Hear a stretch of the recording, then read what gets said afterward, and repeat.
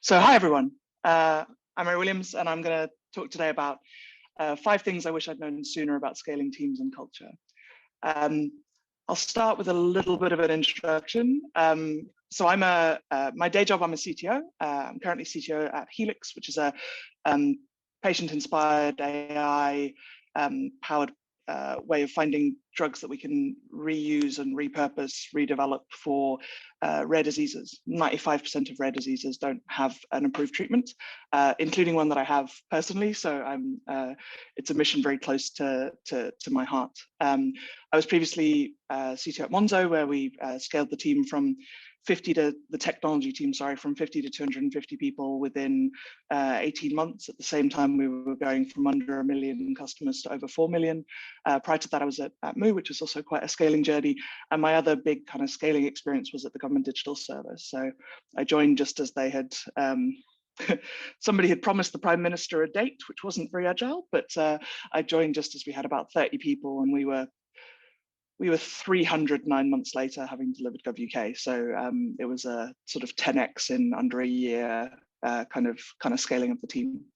But my origins are much less, I suppose, inspiring. I'm a South African kid who started out as a hardware hacker.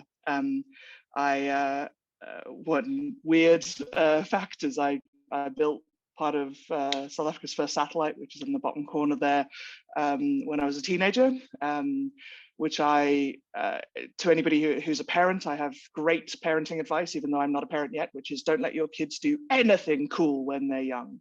I soldered something that went into space when I was 16 and it's all been fucking downhill since then. So I strongly recommend not to let your kids do anything cool. Never being able to be as cool as like my gawky 16, 17-year-old self is a pretty big like barrier in my life these days. I also had a book published on project management ages ago, and as mentioned, I'm very pleased and privileged to be part of the Lead Dev Conference, which now runs online as well as in Austin, Berlin, New York, London, and coming soon to San Francisco when physical travel's possible again. We'll none of us hold our breaths, right? I suppose I want to start by just admitting that scaling teams fast is really quite scary. Scaling teams slowly is pretty scary, and I've had the opportunity to do it a few times. Very bluntly, the opportunity to mess it up a fair amount along the way. And so what I'm hoping is that I can share some things I wish I'd known a bit sooner, things I wish I'd known to invest in a bit faster, and that will help other folks on the journey. So let's start with the first thing I wish I'd known earlier or accepted earlier, perhaps. And that's that don't repeat yourself doesn't work for human communication at all. I think don't repeat yourself is a great programming principle. I'm from the Python world, which is very in love with try as a principle, but it's a very, very, very bad human comms principle. There's some pretty good research shows that you need to repeat important things in a consistent manner at least 7 times before people really remember it or absorb it.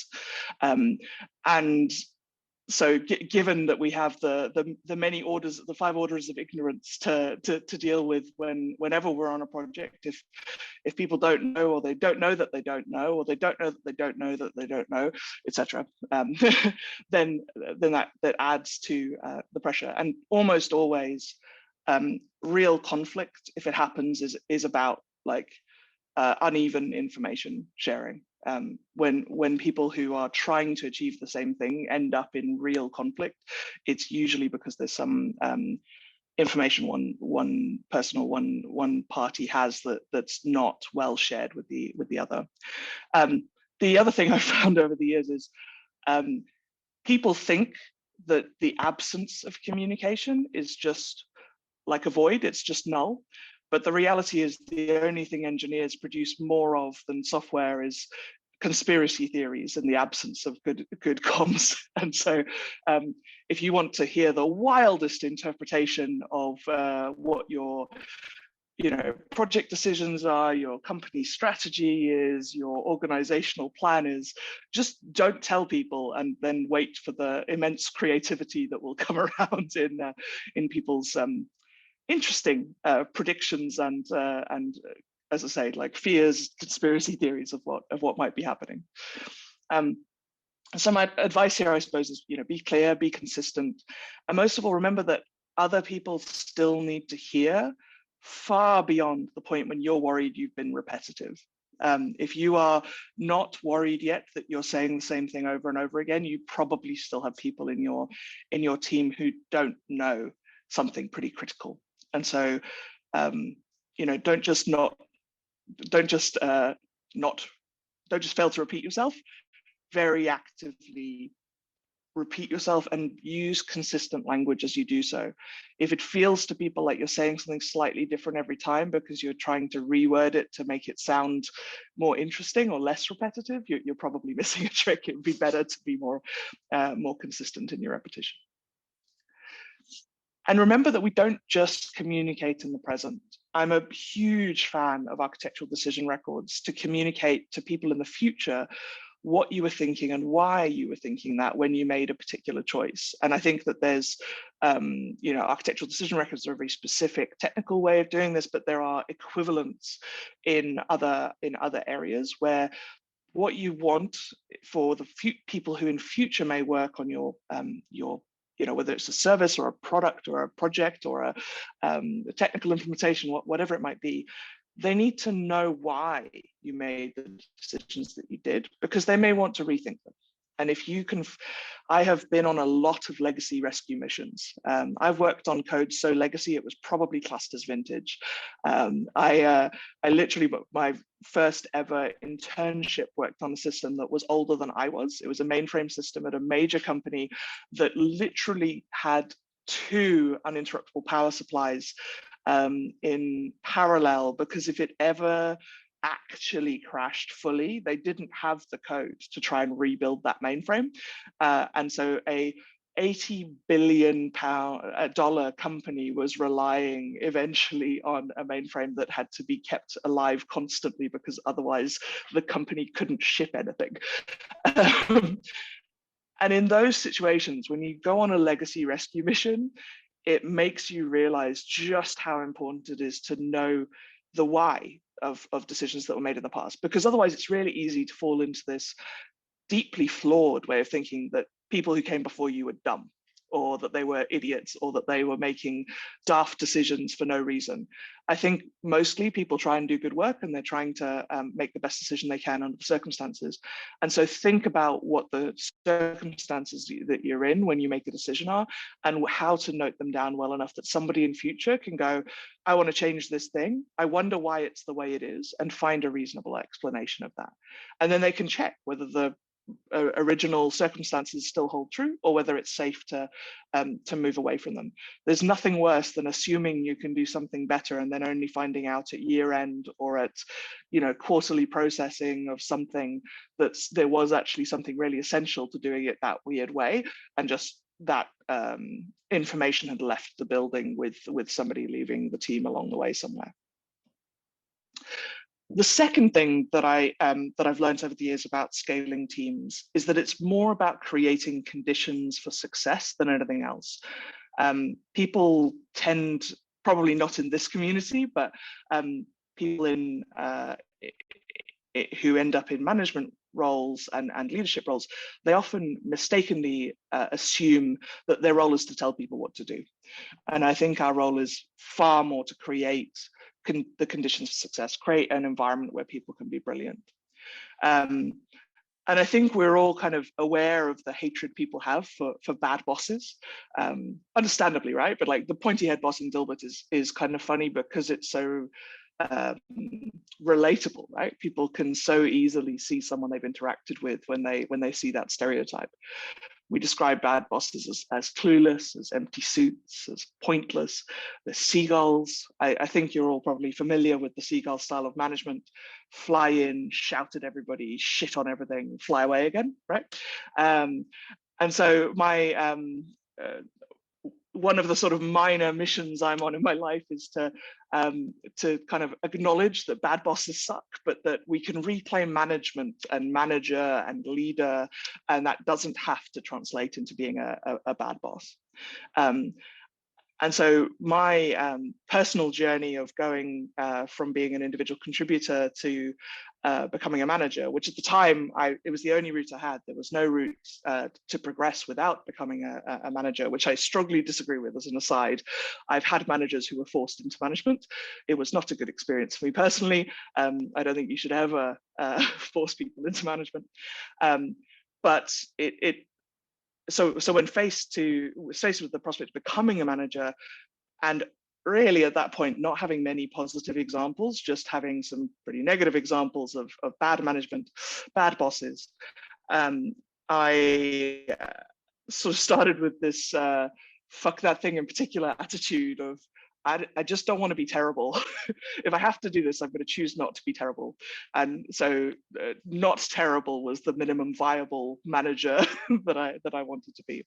I love this GIF. I hope it doesn't, I hope the swearing and it doesn't offend anybody too much. But yeah, this is the best cat GIF on the internet. I can confirm after extensive research. You're welcome. Feel free, grab it, use it. And so I went looking for advice, for guidance, for research on what a good manager might look like. I love this quote from Katharina Fay about there being three kinds of managers: the bullshit umbrella protects folks, the bullshit funnel chooses who they like least and focuses all of the drama on them, and the bullshit founder spreads it all around indiscriminately, right? And so I was like, okay, minimum viable, decent manager is be a good bullshit umbrella. I've actually found I then would struggle with how to talk about like semi-transparent or transparent bullshit umbrellas, because you don't want people to be completely unaware of what's happening around them. But I think Nick Means, who's a great engineering leader who I think is now at GitHub, he does these amazing storytelling talks. I highly, highly recommend him as a speaker. And if you haven't ever watched one of his talks, then my personal opinion about the best ones is probably How to Crash an Airplane and Who Destroyed 3 Mile Island are the two ones I like best. Strongly recommend you go watch them. But in a talk that he did about Eiffel's Tower, he framed this as it being better to be a heat shield than a bullshit umbrella.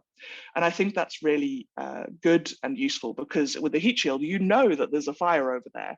You're protected from feeling too much of it, but you're not it's not being obscured from view, right? You're still aware that there's something going on over there, and I think it's a pretty good thing. The person's name was Nick Means, and the talks are Eiffel's Tower, How to Crash an Airplane, and Who Destroyed 3 Mile Island. He's done all those talks at Lead Dev. There's pretty good recordings from there if you want to watch them. I'm sure someone can probably grab the links while I continue chatting. And I'm a nerd, so I also went looking for actual research. So I have a favorite management book, and I appreciate that means none of you will ever, I'm now definitely not cool enough for any of you to interact with in public, but that's okay. We don't have a public anymore. We're all stuck in our houses anyway, and I get to join Zoom calls anyhow. So this is my favorite management book, which I appreciate makes me a nerd, but it's my favorite because it's very, very data focused. They went looking not for what made teams happiest, but what made teams highest performing. They interviewed 80,000 managers. They interviewed hundreds of thousands of people. And what I really liked about it as well was it was very cross-industry. So it was everything from, why is this restaurant performing so much better than the others in the chain? Why is this factory got such a better safety record and production record? Why is this division of the company so much more profitable than the other? And so they were really looking within a company what was the best performing area and what was different about it, but also looking across these industries. And they came up with these 12 questions that predicted high performing teams. And I appreciate that your response, likely the same as mine, is, yay, drowning now, 12 things, that's far too many to remember all at once. And so let's zoom out and get a different perspective on it. I don't know if many people have read Dan Pink's Drive, The Surprising Truth About What Motivates Us. There's a great sketch note of this, of a talk summarizing the book that he's done, which I can share afterwards if folks are interested. And it's essentially a pretty good summary of the, a roundup of the latest research, and mostly psychology of, what motivates people, what makes people happy to get up on a Monday morning and go to work. And his view is that it's, it can be summarized as these three things: purpose, autonomy, and mastery. So motivation is an equation that's, purpose. Do you believe in why, like the overall mission that the work you're doing is important in some way? Autonomy, do you get a say in what? And mastery, are you proud of how? And then you take away any negative factors that detract. The most purposeful, autonomous, mastery developing role can't overcome a 4 hours each way commute every day, right? There are always going to be some negative factors that could overrule positive things in purpose, autonomy, and mastery. And if we look back at those predictors of high performance question, many of them fit into these three buckets, right? So does the mission or purpose of my company make me feel like my work is important? Do I know what's expected of me at work? And at work, do my opinions seem to count? Those are both about autonomy. But what's interesting is how many of these are about mastery, right? Do I have the materials and equipment I need to do my work right? Some of the questions are a little dated. It's very obvious this was in the 90s. I think access to people and knowledge might have been quite high on the list if you were writing that question today. At work, do I have the opportunity to do what I do best every day? Is there someone at work who cares about my development? Am I getting better at what I do? Are my coworkers committed to doing quality work? In the last 6 months, have I talked with someone about my development? And at work, have I had opportunities to learn and grow? And actually, when I realized how many of these were about mastery, it made something click into place for me, that I'd seen many more engineers, designers, researchers, product managers, agile coaches, delivery managers, etc. I'd seen many more folks in those kind of creative roles.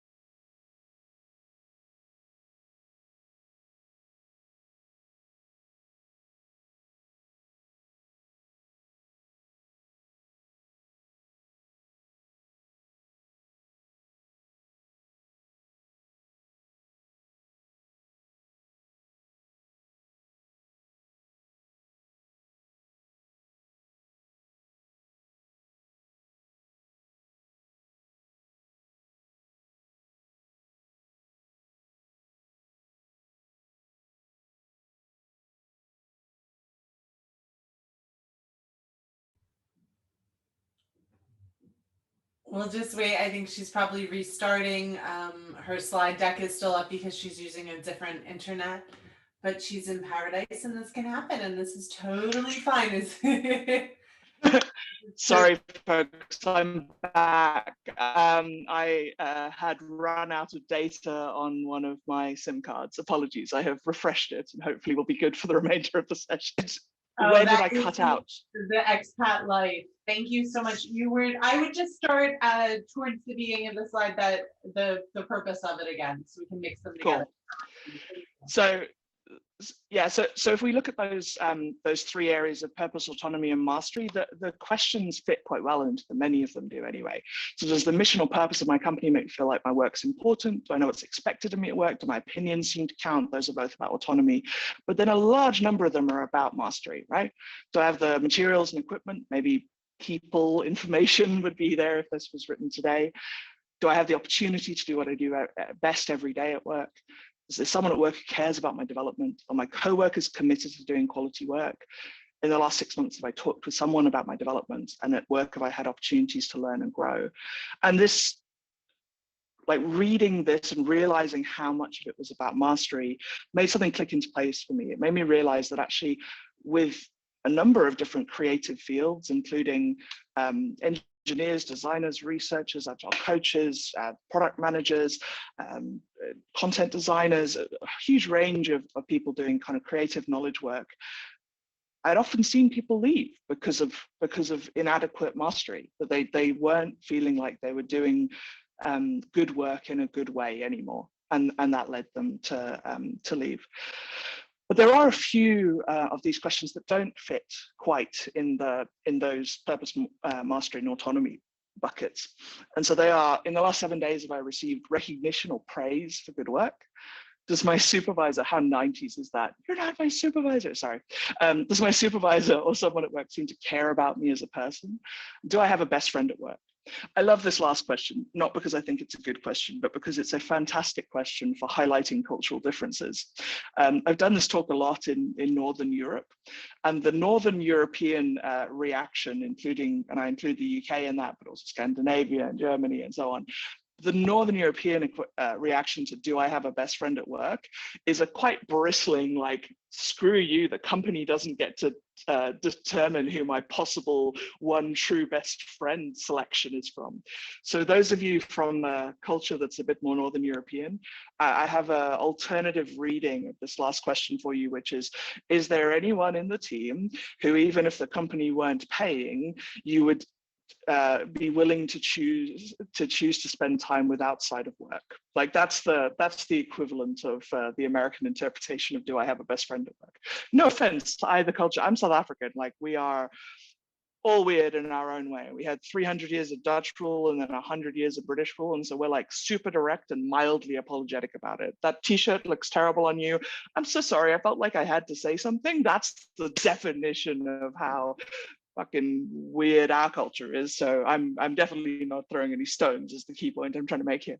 And so essentially this is about being, feeling respected and rewarded. Can you be yourself and be successful? And so my friend Camille Fournier calls this community. I call this inclusion. I think it's about whether you feel like you can be yourself and be successful in a particular team. And so if we, again, look at that kind of predictors of high performance, that list of 12, they all pretty neatly fit into these four categories. And so my core thesis here, I suppose, is that space to be awesome is about these four things: purpose, do I believe in why? Autonomy, do I get a say in what? Mastery, am I proud of how? And then inclusion, can I feel like I belong here, minus any negative factors that detract? And I suppose the arguably, I've got, I suppose, a bit of a reputation of being quite like super logical and hardline and this kind of stuff, but this is probably the bit that betrays my my soft center, is that I genuinely believe every person and every role is capable of virtuosity. There's a fantastic story about Disney's theme parks, and they were trying to figure out what made some of their housekeepers just amazing compared to others, and they went around trying to figure out what they were doing differently. And the different thing that the best of the clear best of the best housekeepers did was they cleaned the top of the fans. And that seems like a weird thing for only a certain set of super, and does that mean, oh, they clean absolutely everything, including the top of the fans? It didn't actually. What it meant was those cleaners, those housekeepers genuinely felt like they were part of making a once in a lifetime experience for many families and especially many kids. They realized that often when someone arrives at one of the Disney theme parks, they've been driving for quite a long time or traveling for quite a long time with probably some children who aren't super great at traveling for quite a long time without, fighting with each other or being annoying or whatever. And they realize that the first thing somebody does when they've had a long, fractious, probably too hot journey somewhere is they flop down on the bed and they put the fan on. And so if the first thing that happens in your magical kingdom experience is you flop down on the bed having put the fan on and a bunch of grit lands in your eyes, that's not a great start to the holiday, right? And so that's that kind of connection with purpose, that feeling that this wasn't just cleaning a hotel room, this was genuinely helping someone have an amazing first experience at Disneyland. I think it's a really good example of that kind of mastery in everything being possible. Sorry, my second device lost its lost connection for a moment there. So there we go. We've got the slides back now.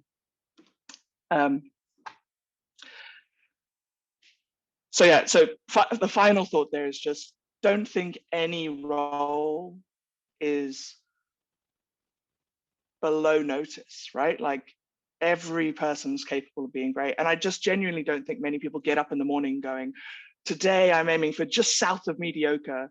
And if I can fuck everybody else up along the way, then my day will be perfect, right? Like most people get up in the morning and want to be good at what they do. And so I found I've gotten a lot further assuming everybody wants to do well and that they just need help getting there than assuming that people like want to come to work and be mediocre.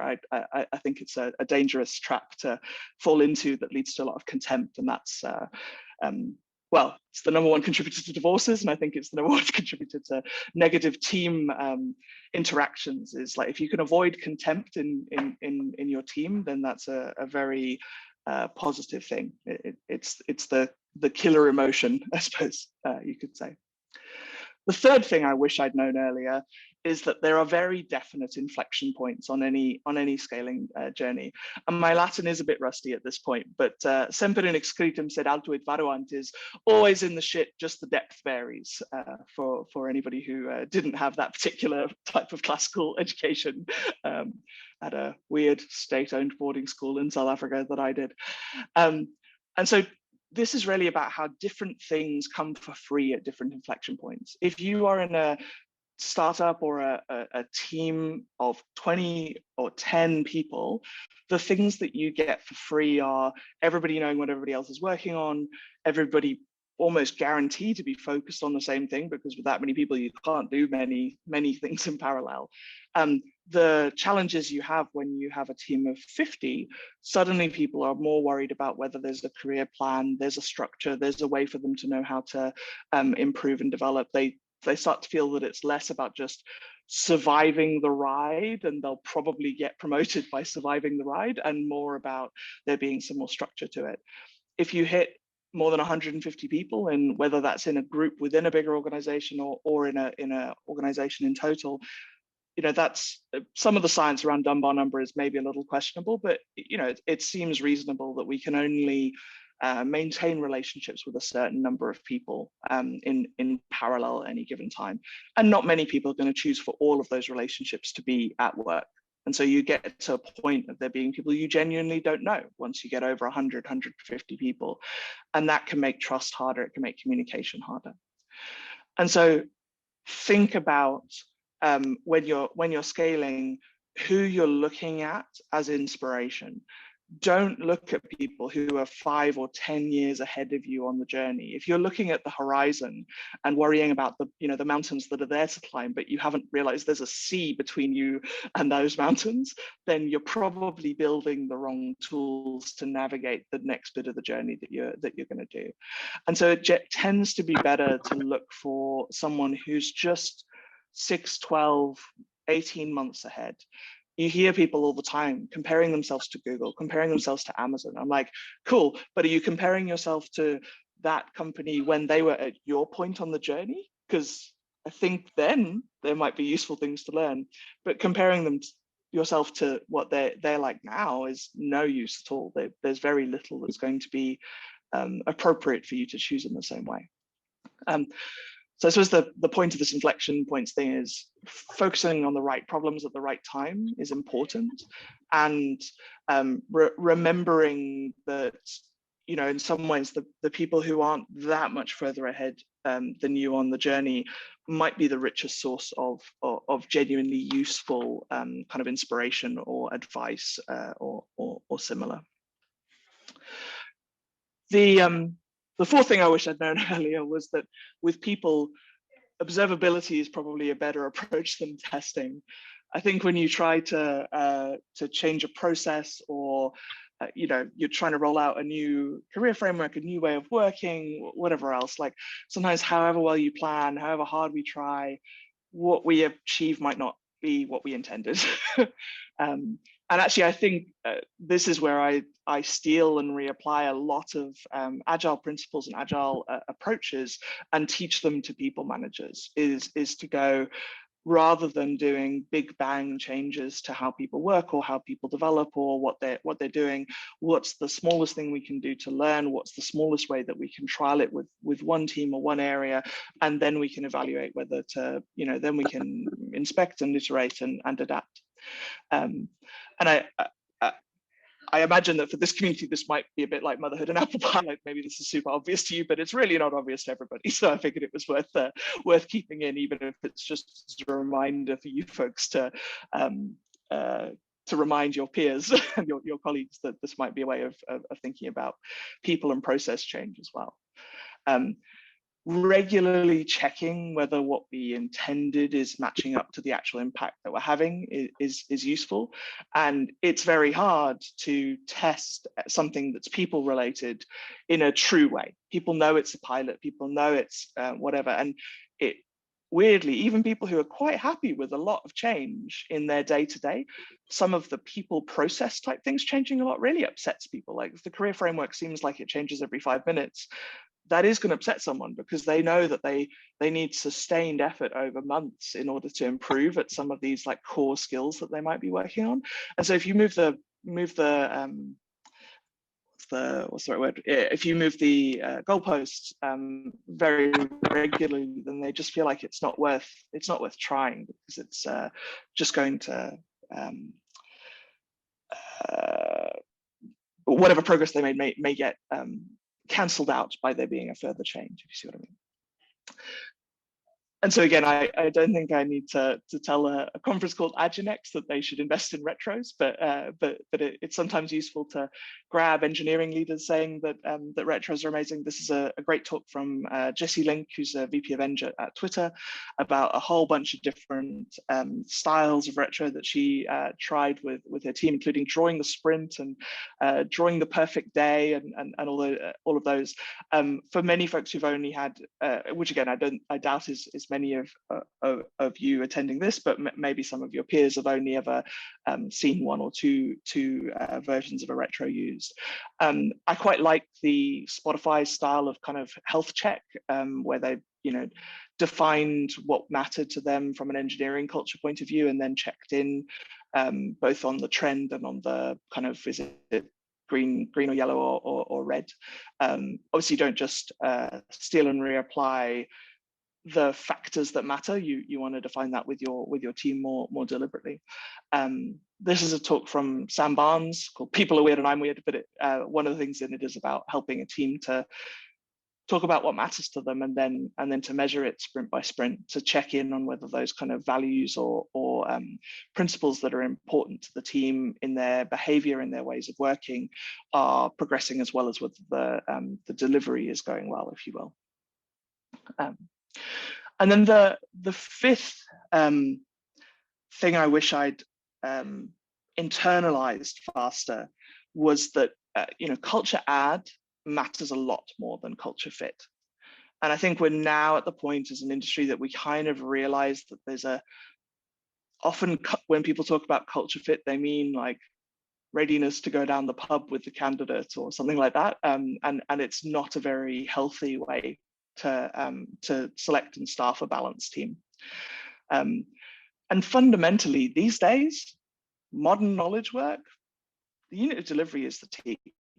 All of these cool sketch post-it notes, they're all from Paul Downey's Flickr account. He and I used to work together, and he would occasionally leave one of these on my desk where he'd been pondering over a particular thing. I just think they're wonderful, and there's a whole bunch more of them if you want to have a look. The link is there.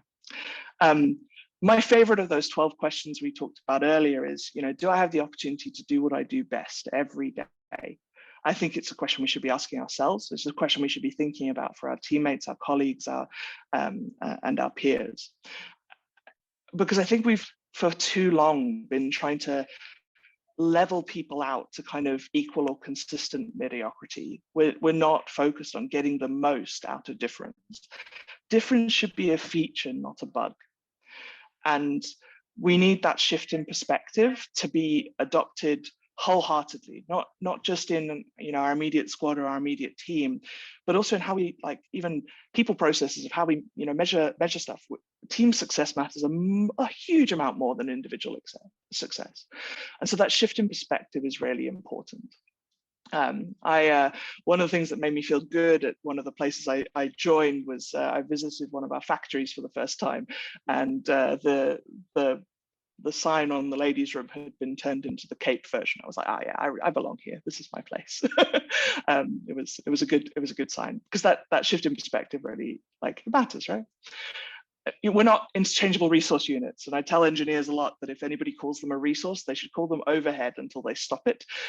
So if that's ever happened to any of you, I apologize, but also like, I'm not sorry at all. So sorry, not sorry. And so let's stop pretending that people can be interchangeable resource units.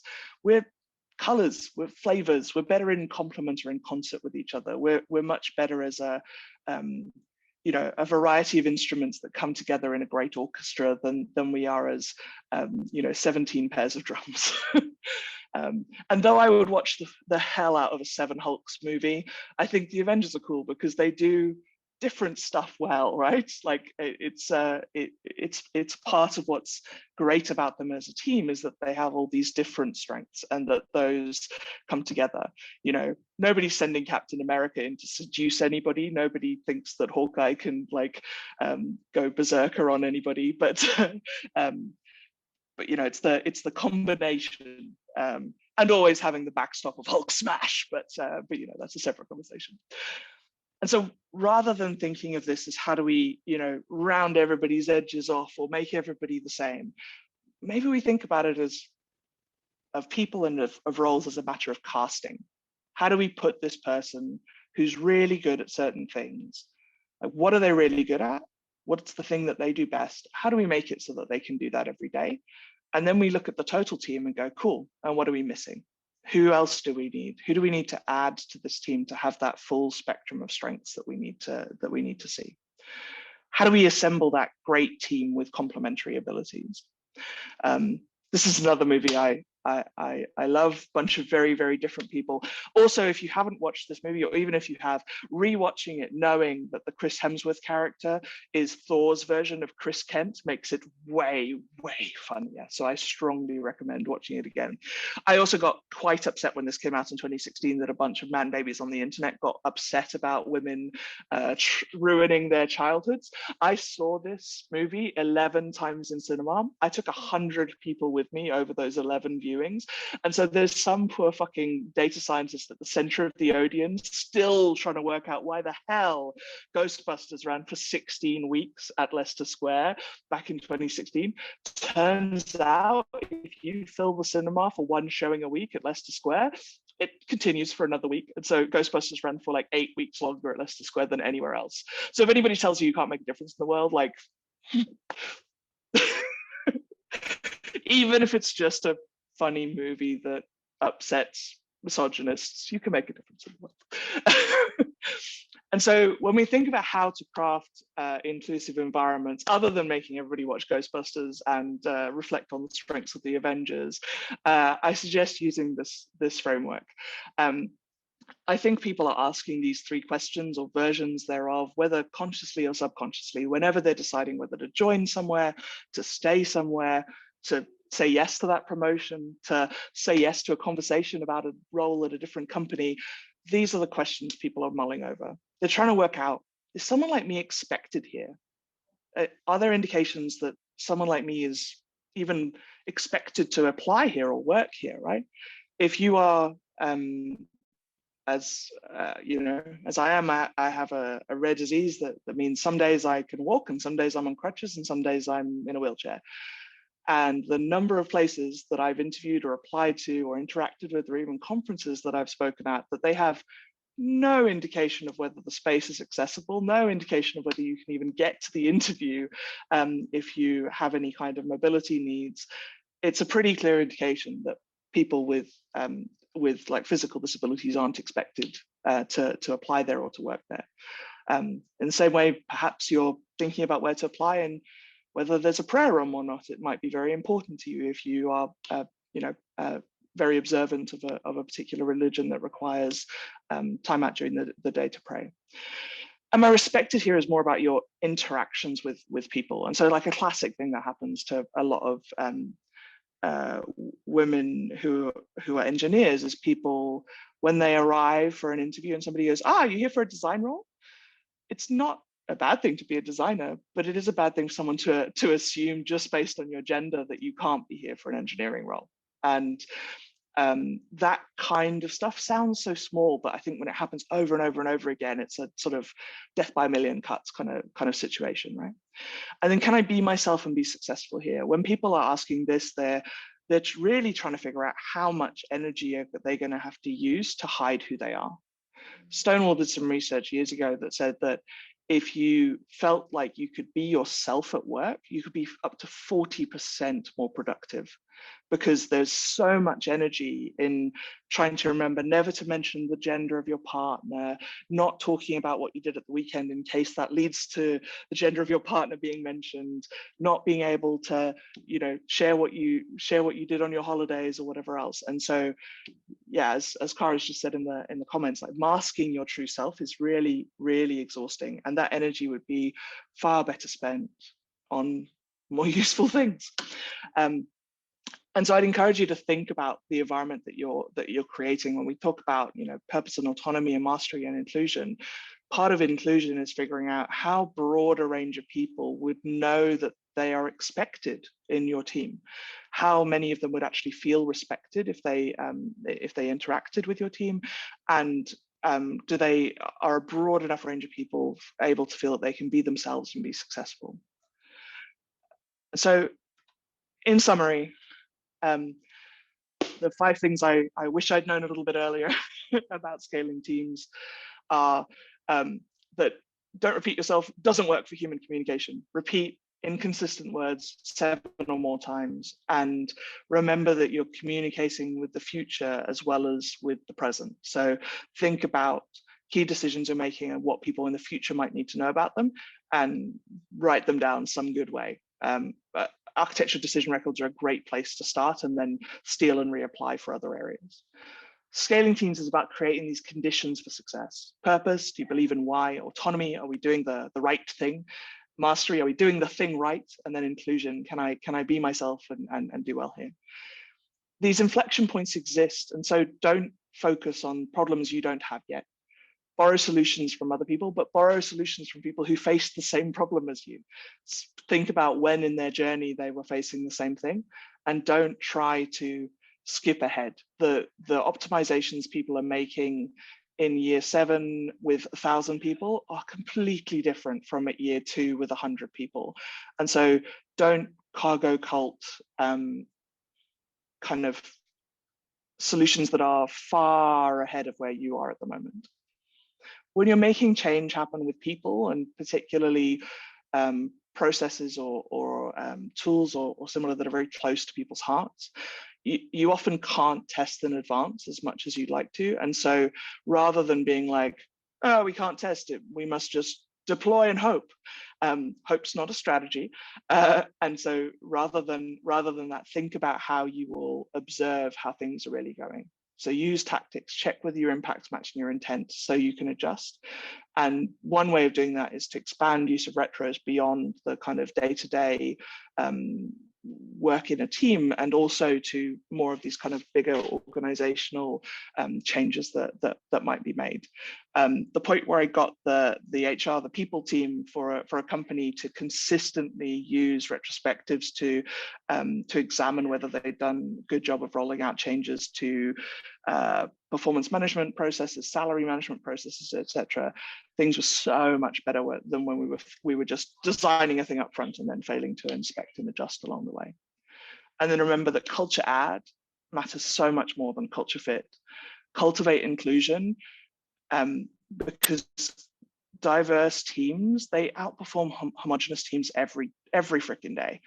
And I'm at the point now, I don't even care about helping the companies and the teams that don't want to improve their inclusion or their equity or their diversity, because all the data shows that anybody who can build a team that is diverse, they're going to be more innovative, more effective, they're going to deliver more, they're going to work on the right problems more frequently. And so we don't have to change the shitty workplaces, we just have to escape them and then go build a diverse team somewhere else, and we will leave them in the fucking dust. So I've stopped trying to get into places that don't believe and help them realize that they have a problem. Screw that shit. I'm just focusing on helping the people that already know that they've got to make this better to actually achieve it, because you can lead a horse to water, you can't make it drink.